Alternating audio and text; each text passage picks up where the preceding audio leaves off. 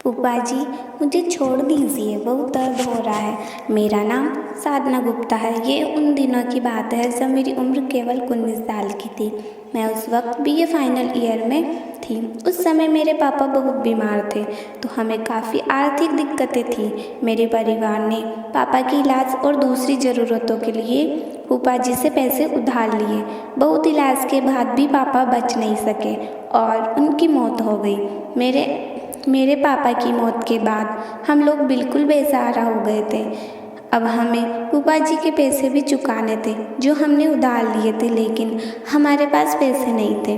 कई बार फूफा जी पैसों के लिए दबाव भी डालते थे कि मेरे पैसे लौटा दो, लेकिन हम दे नहीं पाते थे। एक बार मैं छुट्टी में बुआ जी के घर रहने लग गई। अब मैं उनके घर काम कर रही थी, तो फूफा जी मेरे झुके होने की अवस्था में मेरे उनको छुपके से देख रहे थे। कई बार बाथरूम से नहाकर निकलती तो वो मुझे बाथरूम में बाहर से ही मिलते, मतलब उन्होंने मुझे नहाते हुए भी देख लिया होगा। मैं बता दूं कि मेरे फूफा जी की उम्र 51 साल है और वो एक आर्मी से रिटायर थे। एक दिन मैंने मम्मी को पैसे के बारे में बात करते हुए सुन लिया था। मैंने इस बारे में पूछा। मम्मी ने मुझे बताया कि हमने उनसे बहुत पैसे उधार ले रखे हैं, तो अब हम कैसे उनको चुकाएं, समझ में ही नहीं आ रहा। फिर एक दिन फूफा जी ने पैसे की जिद की और हमें धमकाया, यदि हम लोग उनके पैसे नहीं देंगे तो वो हमारे घर पर कब्जा कर लेंगे। मैंने इस बारे में फूफा जी से बात की और उनसे पूछा ये पैसे का क्या मामला है, तो उन्होंने सब कुछ बता दिया। मैंने उनसे कहा जब मेरी जॉब लग जाएगी मैं आपके सारे पैसे चुका दूंगी, तब तक आप मम्मी से पैसे नहीं मांगोगे।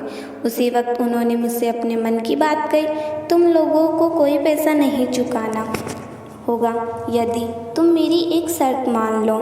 और वो शर्त थी कि एक रात में उनके साथ वो सब करूं। मैं उनकी बात सुनकर घबरा गई, मुझे बहुत डर लगा। मैं चुपचाप उस समय वहाँ से चली गई, लेकिन मैं पूरा दिन यही सोचती रही। और फिर मैंने मम्मी को परेशान देखा, तो मैंने फैसला किया कि मैं फूफा जी की ये शर्त मान लूँगी। मैंने अगले दिन फूफा जी को दबी आवाज़ में हाँ कर दी। उन्होंने कहा आज रात फिर तुम रेडी रहना। मुझे अजीब सा डर लगने लगा। उस दिन घर के सभी लोग एक रिश्तेदार की शादी में गए हुए थे। मैंने पेट का दर्द का बहाना किया और मैं शादी में नहीं गई। मेरे फूफा जी भी शादी में नहीं गए। अब केवल मैं और फूफा जी घर पर अकेले थे।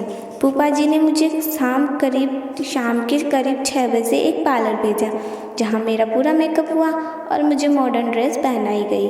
और फिर 2 घंटे बाद फूफा जी मुझे वहाँ से घर ले आए, जहाँ आज मेरे साथ फूफा जी वो सब करने वाले थे।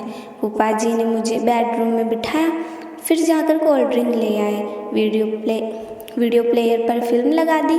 फिर हम दोनों फिल्म देख रहे थे और फिर पता नहीं फूफा जी को क्या हुआ, उन्होंने वीडियो प्लेयर बंद किया। अब समझ चुकी थी कि आज रात में दरवाज़ा खुलने वाला है।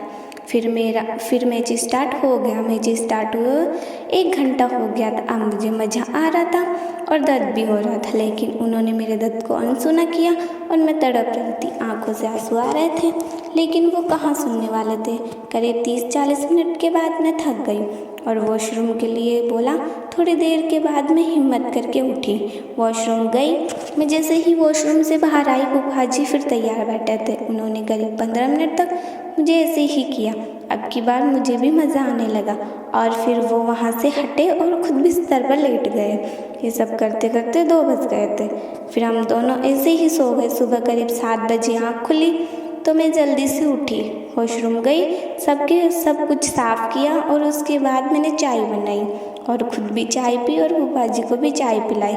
तब तक घर के और लोग भी शादी से आ चुके थे और इस प्रकार मैंने फूफा जी का सारा कर्जा एक ही रात में चुका दिया था। तो दोस्तों, आपको आज का वीडियो कैसा लगा? अच्छा लगा तो लाइक ज़रूर कर दीजिएगा और चैनल को सब्सक्राइब करना ना भूलें। धन्यवाद।